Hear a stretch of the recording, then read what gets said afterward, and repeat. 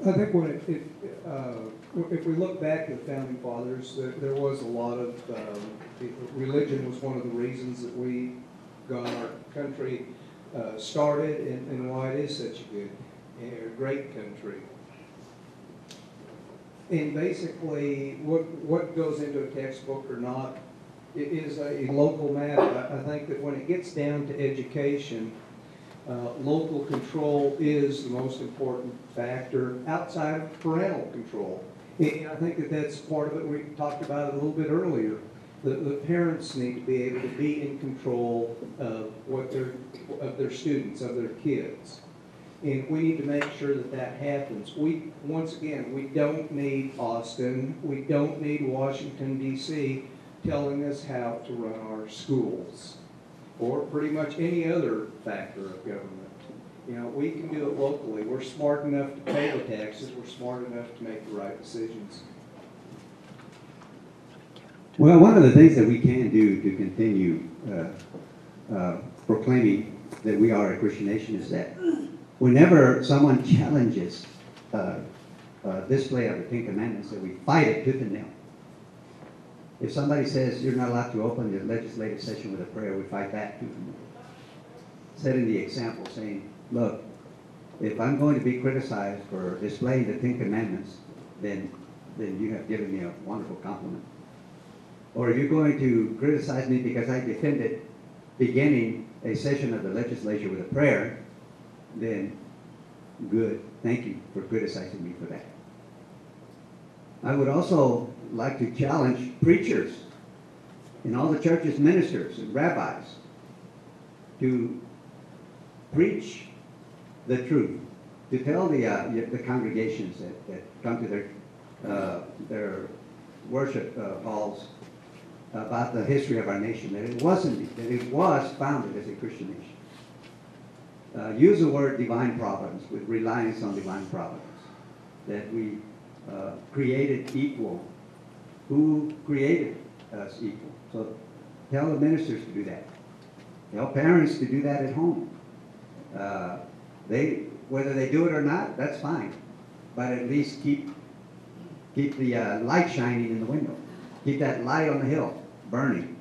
So that we can, at the very least, do that. Let us continue to defend the display of Ten Commandments, continue to defend beginning our meetings with a prayer.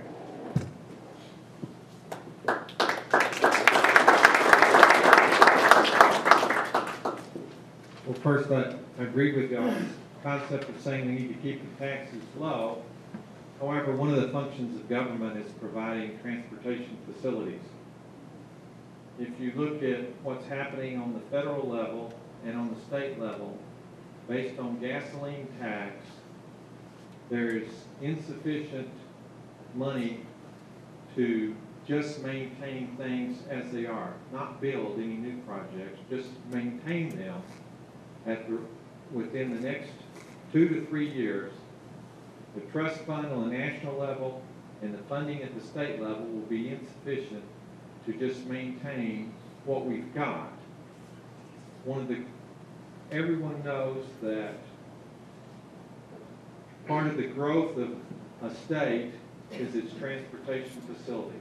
How are you going to deal with the funding issue for transportation in the state of Texas? When it comes to funding transportation, we've got basically two situations or two problems. One is diversions. We're generating money and then we're sending them to other areas of the budget to spend. And I think that one of the things that needs to happen from a legislative point of view is to end those diversions. When we create a tax for some particular purpose, we need to use it for that purpose. And transportation is one of those. The other thing that we need to make sure, as far as transportation is concerned, in Lubbock and the rural areas, is that we, excuse me, this microphone, I think I'm doing better with the handheld one there. That's with the diversions, of course, is one problem. The other problem is we need to make sure, from a legislative point of view, that we don't use our tax dollars here to fix the urban problems in Dallas, Houston, and they send the money down there. So those are two things I think as far as the taxes and transportation that I will work on as your legislator. 25% of the fuel tax in the state of Texas goes to education. It would be helpful if we could have some transparency into the budget to be able to free those dollars up if they are part and parcel of and generated for and on behalf of the Tex dot and for our maintenance of our roads and our highways, then maybe that's where they ought to reside. And maybe that's where they ought to be applied. Now, that lends itself to say, okay, well, what are you going to do on education?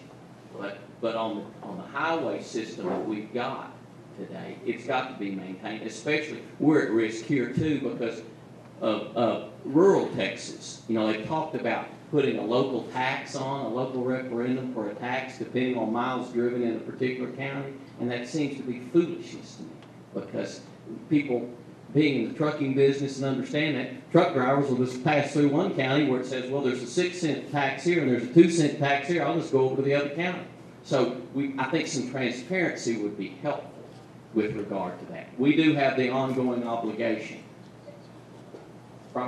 Fuel tax hasn't been impacted since 1992. There's not been a state fuel tax adjustment since 1992. We've been able to get this far with it. I think we've got to be, you know, we're going to have to say no to some projects, I think, if we're going to be able to manage the dollars effectively. But first and foremost, let's get some transparency back into the transportation budget. And as John said, the diversions are a huge factor and have a major impact upon TxDOT and their ability to do their job. If I'm elected to this office and anybody comes to me and says, I want to talk to you about increasing the gasoline tax, I'm going to show them the door and run them out. You see that structure right over there? That's dead on arrival because the tax is going to impact on businesses. If you have a fleet of 30 trucks and every time you fill up one of your trucks with diesel, imagine how much money that's taking out of your operations and how much money is taking out of your ability to pay your employees. And if you're a family and you're driving your children to school or you're going to work, imagine how much money that takes out of your pocket.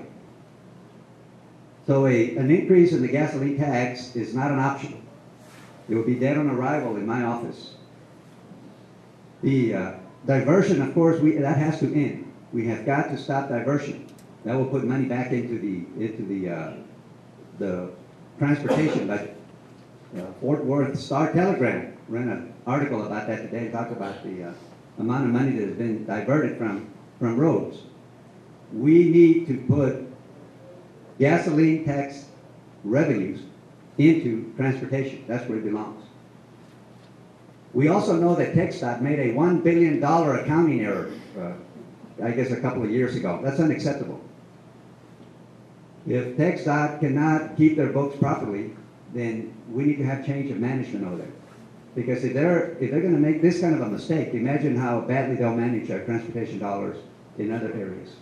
So we need to use our legislative authority to make sure that doesn't happen.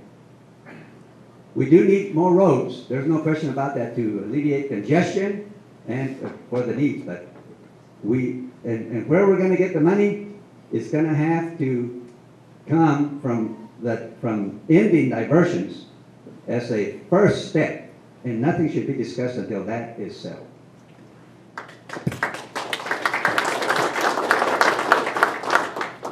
I would like to ask all three of you, this may seem like a personal question, but we all hopefully serve the living God that are in this place right now.